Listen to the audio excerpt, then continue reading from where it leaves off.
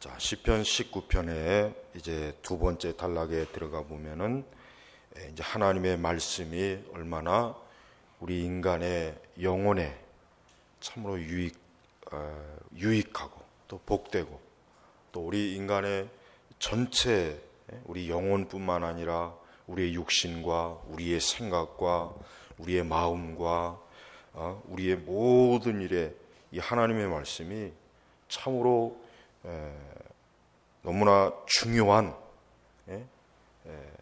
영혼의 필수적인 우리의 육신에도 필수적인 그러한 진리라고 하는 것을 잘 지금 드러내 줍니다. 비록 짧은 말씀이지만 아주 압축적으로 잘 나와 있습니다. 시편 119편에 보면은 시편 119편도 오늘 이 19편 7절부터 11절의 말씀처럼 하나님의 율법, 또 하나님의 그 진리의 말씀의 그 존귀함, 그 영광스러움이 굉장히 잘 나타나 있습니다. 나중에 이제 시편 119편을 이제 그때 이제 가서 강론하고, 자, 오늘 보면은 이제 7절에 보면은 여호와의 율법은 완전하여라고 했죠. 자, 여기서 율법이라고 하는 것은 우리가 전체적으로 봤을 때 하나님의 말씀, 우리 신약교회에서는 신구약 전체 말씀으로 봐도 무방합니다. 그래서 다윗은 하나님의 말씀이 완전하다 그랬습니다. 완전하다. 여러분, 세상에 많은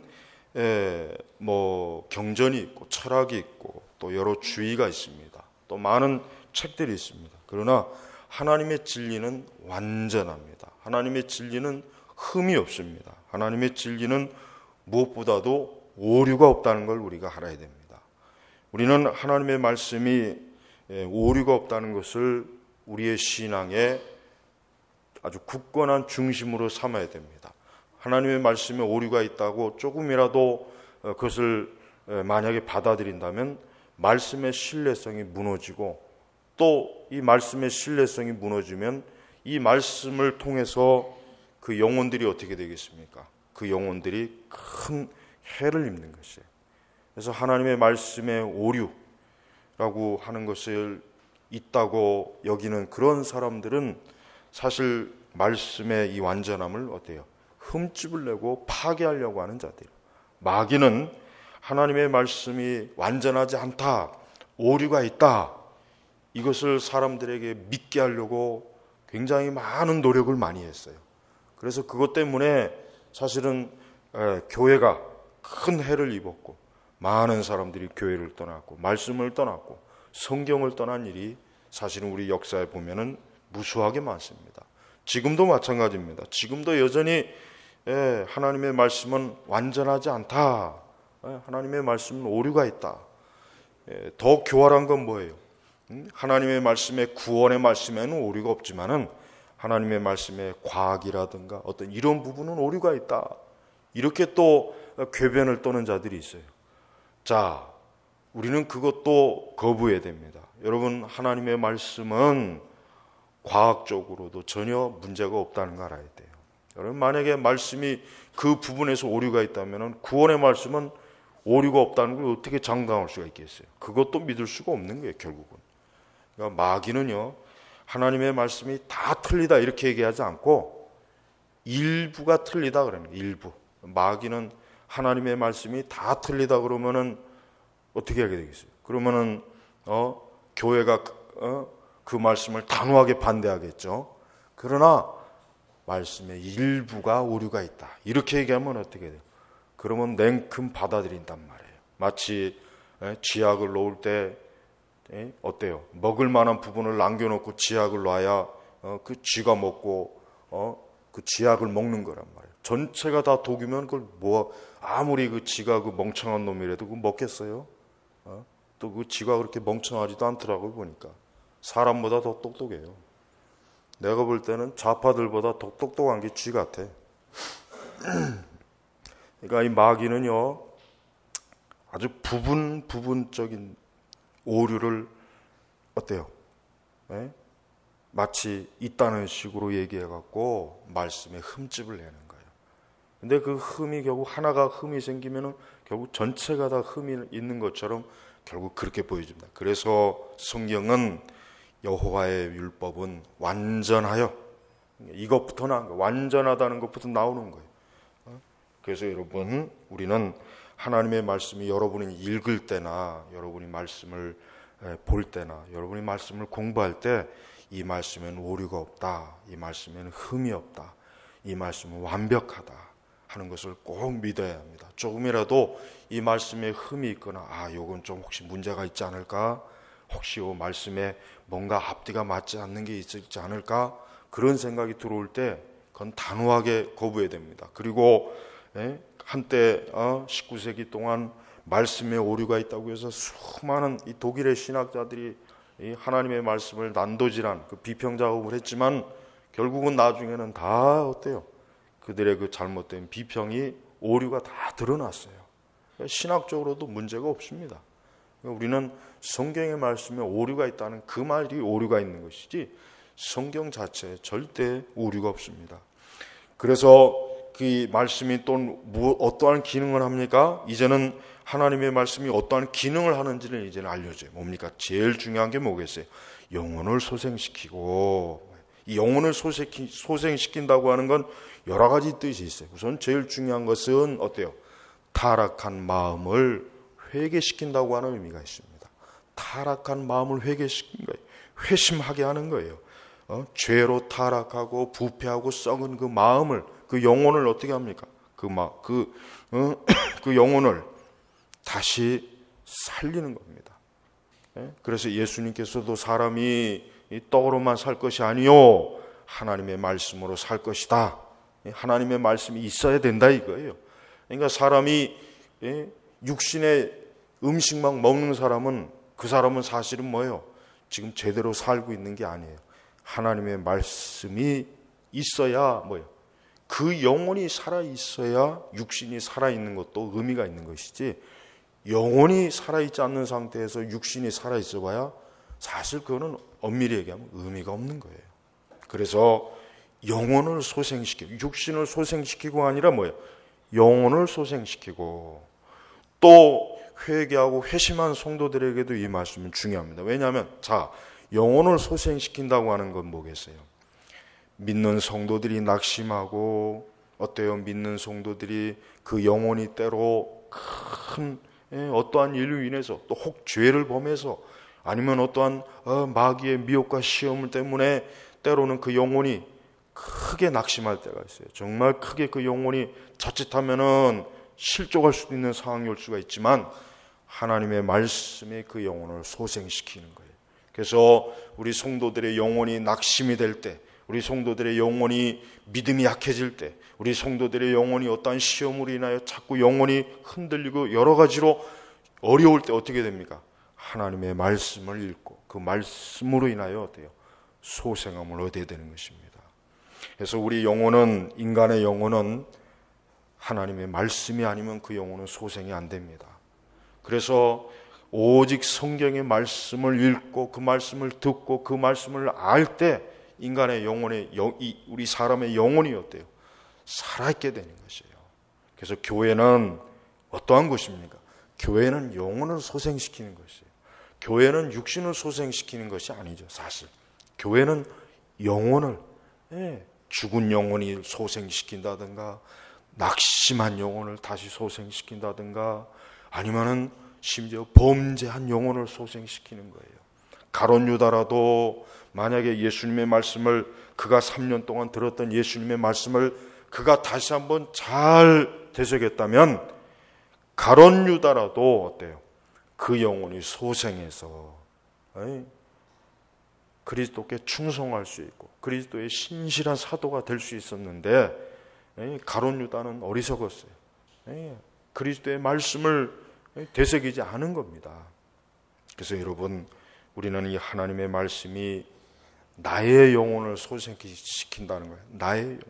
그러니까 성도가 말씀을 멀리하고 말씀을 가까이 하주면은 어떻게 되겠습니까? 영혼은 반드시 어떻게 되겠어요? 영혼은 낙심해요. 힘을 잃습니다. 영혼은 절대로 강해지지 못합니다. 그래서 성도들은 매일 말씀을 읽어야 되고, 또 하나님의 말씀을 들어야 됩니다. 이 말씀을 설교한 걸 또한 들어야 돼요. 또 이 하나님의 말씀을 좋은 바른 설교집을 읽어야 돼요. 그럴 때 우리의 영혼이 어때요? 계속해서 이 악한 세상에서 악의 영향을 받지 않고 어떻게 합니까? 계속해서 살아있는 거예요. 힘을 찾고 얻어가는 거예요. 그러나 영혼이 소생하지 못한 사람, 그 영혼이 기운을 잃은 사람은 그 원인은 딱 한 가지예요. 다른 게 아닙니다. 그가 먹을 걸 못 먹었어도 아니고 다른 이유가 아니라 하나님의 말씀에 어때요? 만나를 먹지 않아서 그런 것입니다. 이스라엘 백성이 40년 동안 하나님께서 만나를 내려주신 그 영적인 의미가 뭡니까? 그거는 오늘 우리 신약시대 성도들에게 뭘 알려준 거냐면 말씀의 만나를 어때요? 매일매일 꼬박꼬박 일정한 양대로 먹으라는 뜻이에요.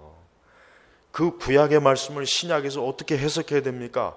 아까 제가 말씀한 것처럼 성도들은 매일매일 일정한 말씀의 양을 먹어야 이 광야의 세상에서 그 영혼이 힘을 잃지 않고 살아갈 수 있다는 얘기예요.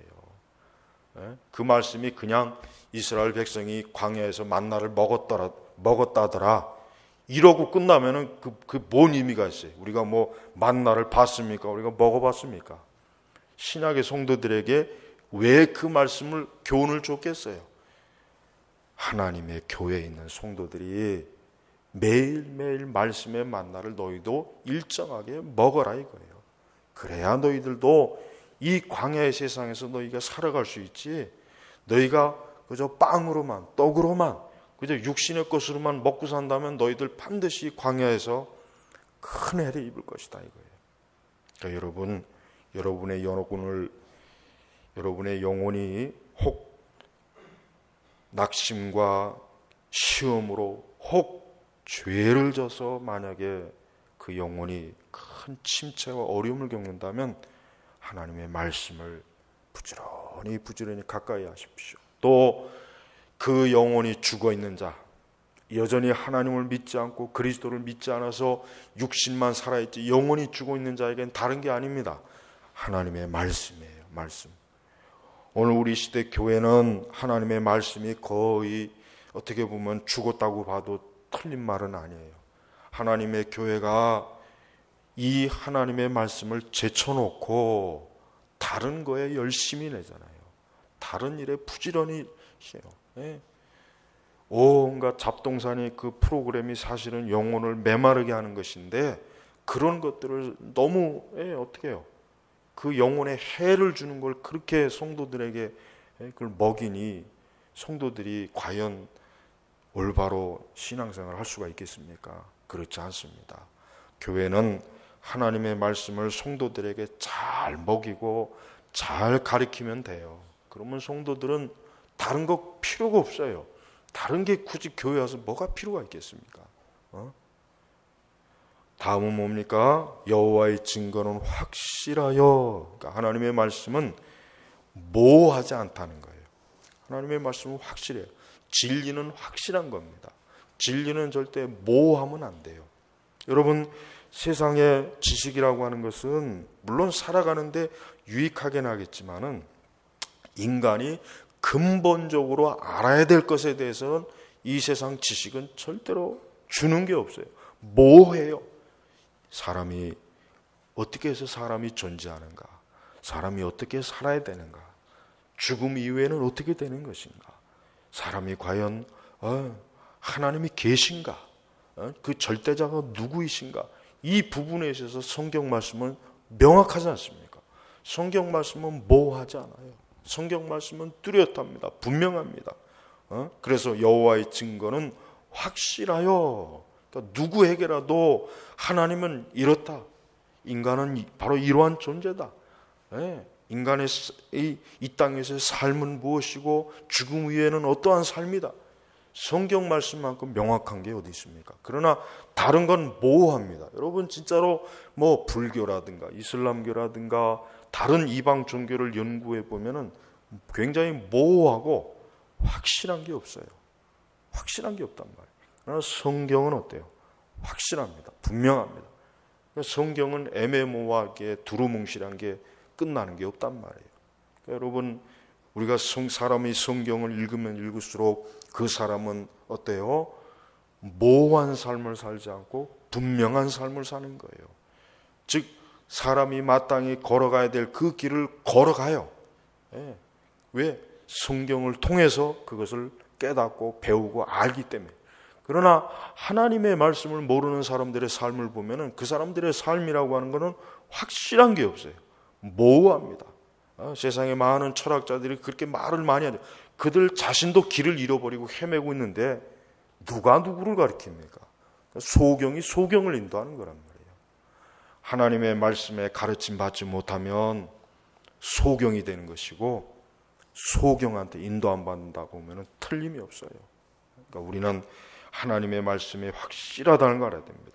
또한 하나님의 말씀은 어리석은 사람을 지혜롭게 하며 여러분, 지혜도 두 종류의 지혜가 있습니다. 사람을 멸망케 하는 지혜가 있어요. 근데 성경의 지혜는 뭐예요? 어리석은 사람을 지혜롭게 해요. 사실은 인간 자체가 다 어리석어요. 사람은 태어나는 그 순간부터 너나 나 할 것 없이 다 어리석어요. 여기서 지혜롭고 어리석다는 게 뭐예요? 뭐 수학 문제를 잘 푸니까 이 사람은 지혜롭고, 이 사람은 수학 문제를 못 푸니까 어리석은 사람, 이 사람은 영어를 할 줄 아니까 지혜로운 사람. 그게 아니죠. 성경에서 말하는 지혜라고 하는 건 그게 아니죠. 성경에서 말하는 지혜는 뭡니까? 하나님을 알고 깨닫게 해주는 거예요. 그러니까 사람이 하나님을 알지 못하고 믿지 않은 사람은 누구나 다 그 사람은 어리석은 사람입니다.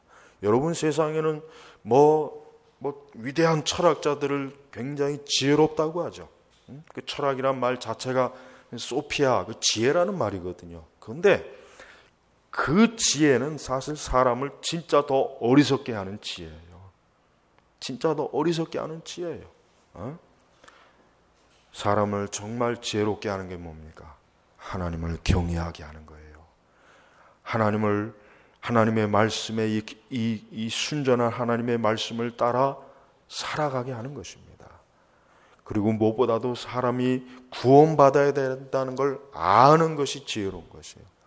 사람이 태어나서 자기가 구원받지 못하면은 멸망한다는 걸 깨닫는 게 얼마나 큰 지혜입니까? 그렇지 않습니까? 이걸 깨닫지 못하고 죽는 사람이 얼마나 많습니까? 이게 지혜란 말이에요. 아무리 이 세상 모든 지식을 다 알고 하늘의 별의 이름도 다 알고 숫자도 다 안다고 해도 그가 자기 자신의 죽음 이후에 그가 하나님을 만나고 그의 영혼이 멸망하는지 영생을 하는지 이걸 모른다면 그 사람이 어떻게 지혜로운 사람이에요? 그 사람이 똑똑한 사람은 될 수 있지만 어리석은 사람입니다. 그래서 여기서 어리석은 사람을 지혜롭게 하며 그래요. 사람이 하나님을 믿지 않고 말씀을 모르면 어리석은 사람이에요. 그 사람이 박사이건 대학 교수이건 어리석은 사람입니다. 그러니까 우리 그리스도인들의 평가는 틀립니다. 우리 그리스도인들은 뭐 세상에서 공부를 많이 하고 인류대학을 나왔다, 좋은 학교를 나왔다. 우리 그리스도인들은 그런 기준을 가지고 그 사람을 평가하지 않습니다. 그 사람이 얼마나 생명의 말씀을 바르게 알고 있느냐, 이게 중요한 거예요. 그래서 교회에서는 교회학교 교사가 되려면은 대학 나온 사람이 되면 안 돼요. 대학을 나오고 안 나오고가 문제가 아니라 그가 정말 교리를 바르게 알고 그 하나님의 말씀을 교리대로 바르게 가르칠 수 있는가 없는가, 이게 중요한 것이란 말이에요. 그걸 할 줄 모르는 사람이 설령 대학 교수라며도 그 사람은 교회에서 어린아이도 가르치면 안 됩니다. 가르칠 자격이 없어요. 그러니까 교회에서는 부지런히 교리 공부를 하고 잘 배워서 다른 사람을 바르게 가르칠 수 있는 그럴 만한 사람이 교사가 되는 거예요. 그럴 만한 사람이 다른 신자들을 가르쳐야 되지, 어떤 세상에 지식이 많으니까 저 사람은 가르칠 수 있을 거야, 천만에요. 여러분, 저 강남에 보십시오. 나는 참 웃기는 게 강남의 그 교회들이 지식 수준이 높고 그런 개뿔 같은 소리는 제일 멍청한 놈들이 내가 볼 땐 거기 제일 많이 모인 것 같아요. 하나님의 말씀을 모르니까 그렇게 말씀 같지도 않은 거 듣고 앉아갖고 그게 무슨 은혜입니까? 그게 교리도 없고 신학도 없고 쥐뿔도 아무것도 없는 말씀에 무슨 감동을 받고 그게 말씀이라고. 그게 멍청한 거예요. 그게 어리석은 거란 말이에요. 여러분 세상의 지식 수준 백날 많으면 뭐 하겠어요? 성경 한 구절도 제대로 이해도 못하고 해석도 못하는 주제에 무슨 박사고 뭐고 무슨 필요가 있어요? 무릎 꿇고 앉아서 배워야 돼요. 그러니까 세상에서 자기가 많이 배웠다고 교회 와가지고 뭐 아는 척 하려고 하는 사람은 큰일 납니다. 그 사람이 제대로 교리를 알고 기본적인 신학을 알면서 뭘 아는 척해야 그래도 좀 받아주지. 아무것도 모르는 사람이 뭐 교회에서 아는 척 하겠어요. 그러니까 우리나라 교회가 참 문제가 뭐냐면은 제가 말했지만 이 지식에 대한 우상 숭배가 굉장히 커요. 지식에 대한 숭배가 커요. 진짜 알아야 될 하나님의 말씀에 대한 지식은 없는 사람들이 그냥 세상에 지식이 많으니까 이 사람은 하나님 말씀을 잘할 거야. 신앙이 좋을 거야. 그게 미신이란 말이에요. 그건 미신이란 말이에요. 그러니까 교회 안에 들어오면은 하나님의 말씀을 배우는 입장에서는 유치원생이에요. 처음부터 제대로 배우지 않은 사람은 그거 배웠다고 하면 안 된단 말이에요. 그러니까 여러분 개옥교회는 특징이 뭡니까? 하나님의 말씀을 가르치고 배우는 교회입니다. 이게 개옥교회의 특징이에요. 그러나 다른 복음주의나 은사주의 교회는 그런 게 없어요. 물론 그들도 나름대로 성경 공부도 하고 뭘 하긴 하는데 그러나 그걸 해도 역시 정말 알아야 될 진리의 이 부분에 있어서는 무지합니다. 벌써 열매를 보면 딱 드러나잖아요. 그러니까 어리석은 사람을 지혜롭게 하며 이 말뜻은 뭡니까? 이 말뜻은 하나님 모르는 사람, 하나님을 아는 지식이 없는 사람을 지혜롭게 한다는 얘기예요. 그러니까 사람은요 태어나는 그 순간 너나 하나 할 것 없이 다 어리석은 자예요.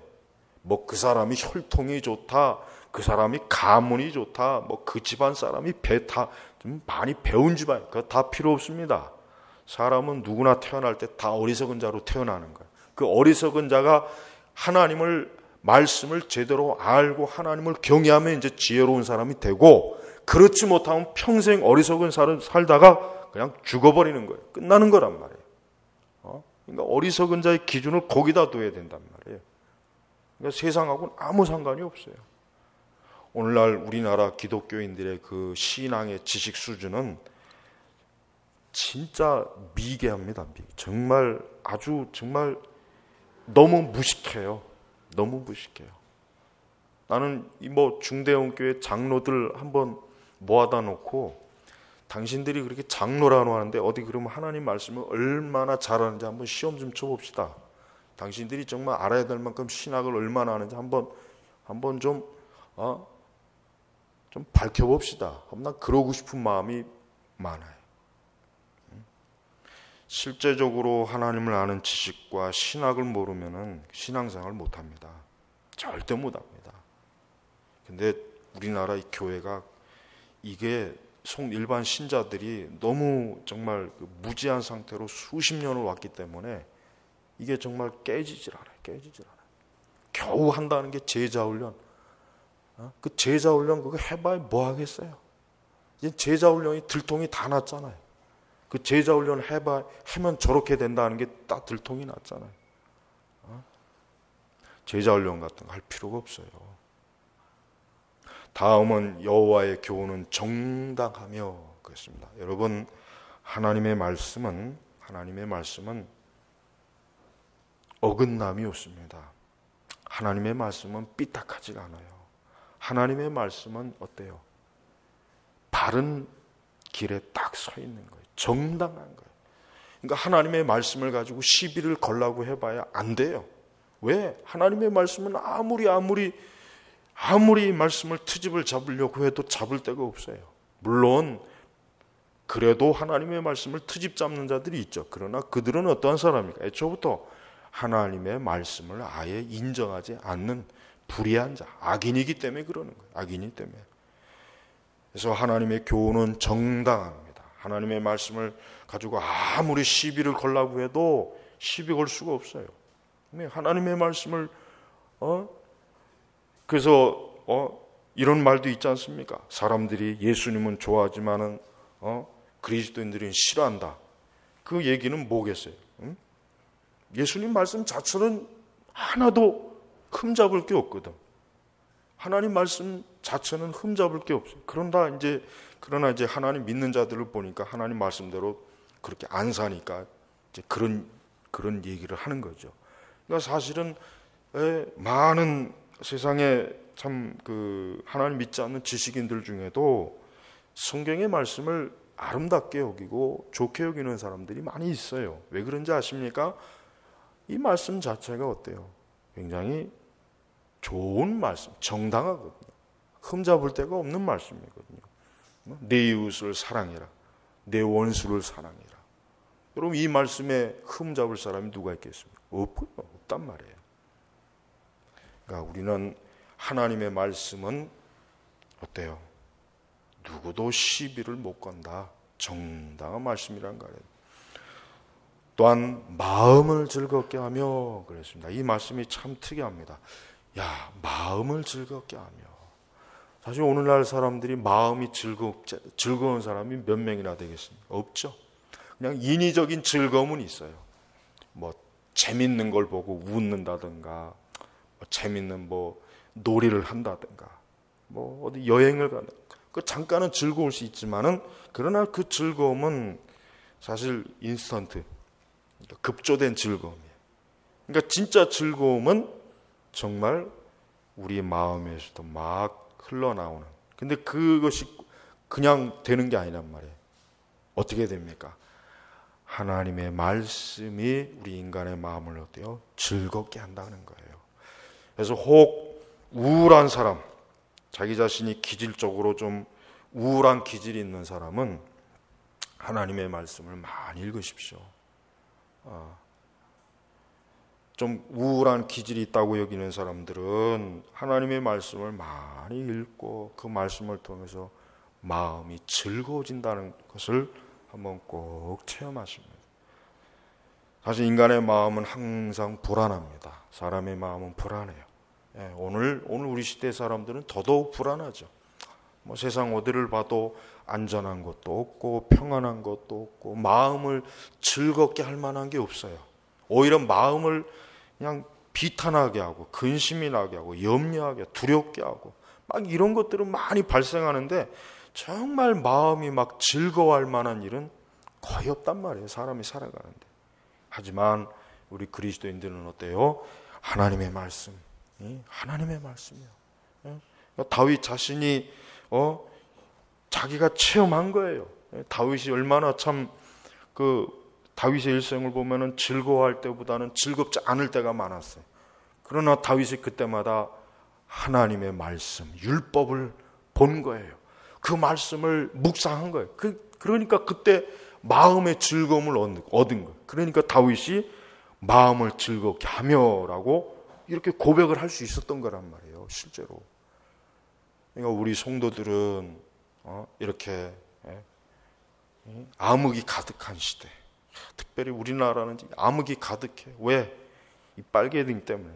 오늘날 이 선거 결과 때문에 아주 벌써부터 아주 그냥 마음이 즐겁지가 않아요. 말씀을 많이 읽어야 되겠어요.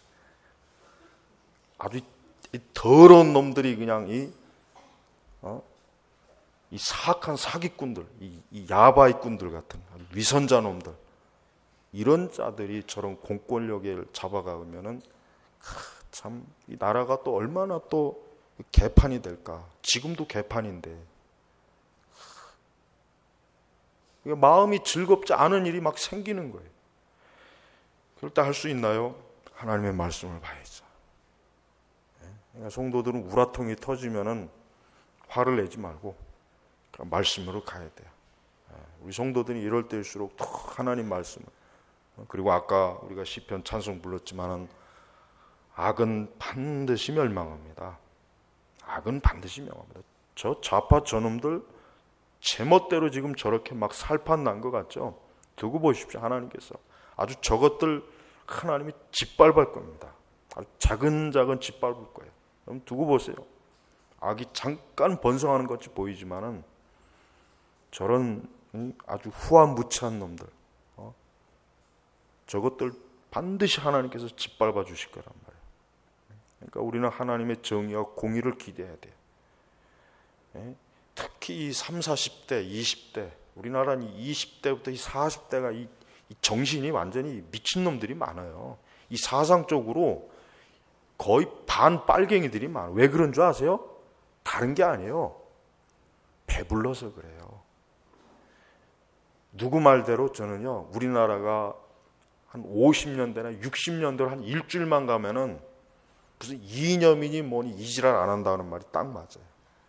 배부르니까 그러니까. 배부르니까 커피 처먹으면서 뭐 정부가 어쩌느니 자본이 어쩌느니, 자본이 어쩌면 지는 왜 커피 처먹고 있어? 그 커피가 어디서 나오는 거예요, 그게? 그 자본에서는 자본주의가 있으니까 커피가 나오는 거예요, 그게. 그러니까 이 배부른 애들 이것들이 배부르니까 머릿속에서 이 똥 같은 생각들이 나오는 거예요. 한심한 거죠. 한마디로 얘기하면 한심한 거예요. 이게 생각이 없는 거예요. 이 생각이 없으니까 저지랄 하는 거예요.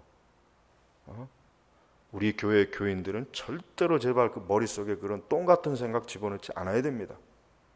물론 그런 분도 없지만 우리 교회는 애시당초부터 그런 사람은 올 마음도 없을 거예요. 우리 교회는 이런 설교하는데 누가 오겠어요?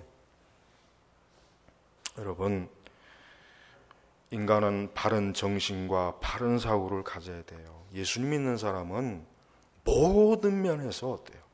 올바른 사람이어야 됩니다. 그죠? 영혼만 구원받고 하나님의 자녀가 되면 그게 끝입니까? 우리의 생각, 가치관, 우리의 모든 것들이 올바른 사람, 바른 맨, 이게 하나님 믿는 사람들이 그만 이게 얻을 수 있는 특권이지. 안 그러겠습니까? 다음 또 보십시오. 여호와의 명령은, 이 명령은 계명이라고 할 수 있습니다. 하나님의 계명은, 그러니까 십계명도 있고 산상수훈에 나온 예수님의 그 금 같은 그 산상수훈의 계명도 있고 성경의 계명이 굉장히 많잖아요. 하나님의 계명은 순수하며 눈을 밝게 한다. 근데 여기서 이제 눈을 밝게 한다니까 생각나는 게 뭡니까? 뱀이 하와에게 어떻게 유혹했어요? 저 선악과를 따먹으면 눈을 밝게 한다. 하나님처럼 눈을 밝게 한다. 거기에 혹가닥 해가지고 선악과를 먹었잖아요. 근데 어리석은 거죠. 오히려 눈을 밝게 한 게 아니라 자기들의 수치를 본 거예요, 오히려. 근데 여기서 이제 눈을 밝게 한다는 건 뭡니까? 참으로 하나님의 계명을 따르면은 어때요? 올바른 사리 판단을 할 줄 안다는 뜻입니다. 올바른 사리 판단. 무엇이 옳고 그른지 바른지 그른지, 이것이 왜 잘못, 그런 사리 분별을 할 수 있다는 거예요. 여러분, 동성애를 지지하는 사람들이, 그 사람들이 눈이 밝은 겁니까? 그 사람들은 아담과 하와처럼 선악과를 따먹어서 눈이 밝은 그 밝음이에요. 그러나 진짜 하나님의 계명을 아는 사람들은, 이 동성애는, 이거는 하나님의 창조의 법칙에 어긋나는 건데, 이건 더럽고 추악한 건데, 이건 아니야. 눈이 진짜, 바로 그게 눈이 진짜 밝은 의미예요. 그게 옳고 그른 사리 판단을 바르게 할 줄 아는 거란 말이에요. 그러니까 하나님의 계명이라고 하는 것은 우리가 무거운 게 아니라 그랬죠. 하나님의 계명은 정말 인간을 어때요? 인간이 사리 판단과 사리 분별을 바르게 해서 그 자신이 그만 눈이 멀어가지고 어리석게 죄악된 노예, 마귀의 노예가 돼가지고 거기에 질질질질 끌려가지고 멸망의 길로 가지 않는 거예요. 눈이 밝으면은 이 길은 가면은 멸망이 있구나. 이 길은 하나님이 기뻐하지 않는 길이구나. 이 길은 마땅히 내가 가야 될 길이구나. 그게 눈이 밝은 거예요. 그게 바로 사리 판단이 바르게 되는 것입니다. 하나님의 계명이라고 하는 게 이렇게 좋은 것입니다. 그러니까 우리는 계명을 기뻐해야 돼요. 거듭난 성도는 계명이 저건 율법이야 무거워 이게 아닙니다. 거듭난 성도는 이 계명이 기뻐요. 그 계명을 통해서 내가 올바른 사리 분별을 하고 바른 판단을 할 수 있으니까 기쁨이 오는 거란 말이에요. 그 다음 또 뭡니까? 여호와를 경외하는 도는 정결하여 영원토록 지속되고 영원하죠. 하나님의 말씀은 일시적인 게 아닙니다. 하나님의 말씀은 완전합니다. 하나님의 말씀은 무지한 인간을 올바로 깨워줍니다. 그리고 영원히 그 말씀은 영원한 거예요. 일시적인 게 아니에요. 하나님의 말씀이라고 하는 것은 그냥 잠깐 있다가 끝나는 것이 아니라 하나님의 그 말씀의 빛은 영원히 그 말씀의 빛이 가는 것입니다. 그러면서 여호와의 법도는 진실하여, 그렇죠. 하나님의 말씀은 진실해요. 거짓이 없습니다. 하나님 말씀 아닌 거에는 불순물이 많아요. 불순물이. 다른 건 불순물이 있어요. 그러나 성경은 어때요? 일단 불순물이 없습니다. 정결합니다. 한결같습니다. 진실합니다.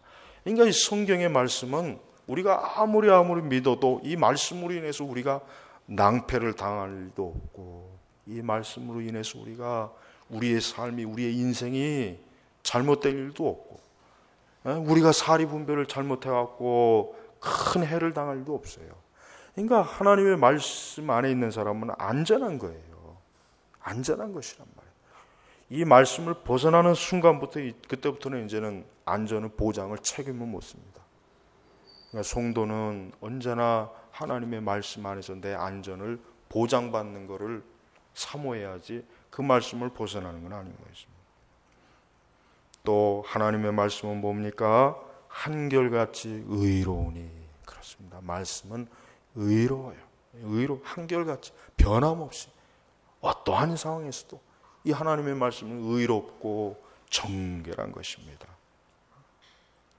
그러므로 성도가 가장 사모해야 될 것이 뭡니까? 여기 보니까 금곧 많은 순금보다 더 사모할 것이요, 꿀곧 송이꿀보다 더 달다. 이 표현이 참 얼마나 참 시적 표현이 얼마나 아름다워요. 금과 은보다 꿀보다 더 사모하라는 거예요. 더 사모하라. 그러니까 이거는 우리 성도들이 이 세상의 부귀영화와 먹고 마시는 식도락이나 그 어떤 것보다도 말씀을 사모해라. 그 말씀이 귀한 것이다. 그 말씀이 바로 우리를 온전하게 해주고 마음을 즐겁게 해주고 우리를 사리 판단과 사리 분별을 바르게 해주고 우리를 의롭게 하고 우리를 진실하게 하고. 그래서 여러분, 성도는 하나님의 말씀으로 자신의 인생을 살고 말씀으로 영혼의 위로와 소망을 받고, 하나님의 말씀으로 또 어떻게 합니까? 하나님의 말씀으로 11절에 보니까 또 주님의 종이 이로 인하여 경계를 받고, 그러니까 말씀의 책망을 받는 거예요. 하나님의 말씀을 읽다가 어떠한 말씀은 나를 책망할 때가 있어요. 내가 죄를 짓거나 잘못한 거나 내가 잘못 생각하거나 잘못했으면 하나님의 말씀을 통해서 하나님이 책망하는 거예요. 그때 그 책망을 듣고 이건 하나님께서 싫어하는 거구나, 하나님의 뜻이 아니구나, 경계를 받는 거예요. 경계를 받고, 그러면 뭡니까? 이를 지킴으로 상이 크다. 하나님의 말씀대로 따르는 자는 상이 있어요. 어떠한 상이 있습니까? 영원한 구원의 상이 있습니다. 구원의 상이. 또 뭡니까? 영생의 상이죠. 안전, 평안, 위로, 소망, 참된 지혜, 참된 지식, 이게 다 상이에요. 상. 이게 성도들에게 주시는 상이란 말이에요. 그래서 여러분, 하나님의 말씀의 가치는 영원한 것이에요. 여러분, 지금 교회가 우리 이 세대의 교회를 보면은 제일 큰 문제는 하나님의 이 말씀, 우리가 지금까지 보면 이 말씀 이렇게 완전하고 온전하고 정말 이 말씀을 교회가 이탈하고 있어요. 지금 이탈하고 있어요.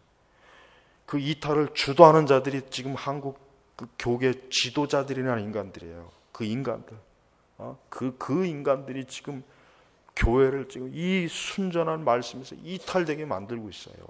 그걸 따르면 안 되는데, 무식한 성도들이, 신자들이 그걸 또 따르고 있어요. 그걸 따르고 있단 말이에요. 그러니까 너무 참 답답하고 안타까운 일이에요. 진짜 올바른 얘기를 하는 사람은 소수예요. 근데 그 소수의 얘기를 안 들어요. 너희들이 뭐 알겠느냐? 너희들이 뭘 그렇게 대단하냐? 안 들어요. 그러니까 사람들이 어리석은 거예요. 그러니까 참 이 성경의 진리를 바르게 안다면은 참된 교사와 거짓 교사도 얼마든지 분별할 수 있는데, 그러니까 참된 교사, 거짓 교사도 분별을 못 한다는 정도면은 이미 끝난 겁니다. 이미 영적 전쟁은 끝난 거예요. 마귀와 늑대와 참된 목자를 구별을 못할 정도면 이미 그거는 전쟁에서 이미 패한 거예요. 끝난 거예요. 여러분 자신은 오늘 이 하나님의 말씀의 이 모든 축복과 은혜를 온전히 다 누려야 됩니다. 이 말씀을 온전히 내가 다 받아들여야 돼. 이 모든 은총과 축복과 상을, 이와 같은 귀한 하나님의 영적인 은혜를 다 받아들여야 돼요. 하나도 놓치면 안 돼요. 이 말씀 가운데. 그래서 여러분의 영혼은 이 말씀으로, 오늘 말씀하신 것처럼 이를 지킴으로 상이 크다. 그렇습니다. 이 귀한 하나님의 말씀, 이 진리를 잘 따르고 순종하는 자에게 주는 주의 이 상이 참으로 우리에게는 가장 귀한 것이고 최고입니다. 기도하겠습니다. 아버지 하나님, 감사합니다. 어디를 둘러봐도 참으로 참 어둠이요, 답답하고, 또 교회 상황도 참 이 세대가 너무나 좋지 않습니다. 왜 이렇게 많은 사람들이 왜 더 온전한 것을 쫓지 않고 온전치 못한 것을 더 쫓는 것을 봅니다. 주여, 오늘 이 말씀이 참으로 우리 자신에게도 그렇고 듣는 모든 이들에게 우리 주 하나님 아버지의 그 거룩한 말씀의 은혜와 생명을 얻게 하는데 참 귀한 은혜의 도구가 되게 하옵소서. 감사하며 우리 주 예수님의 이름으로 기도 올렸습니다. 아멘.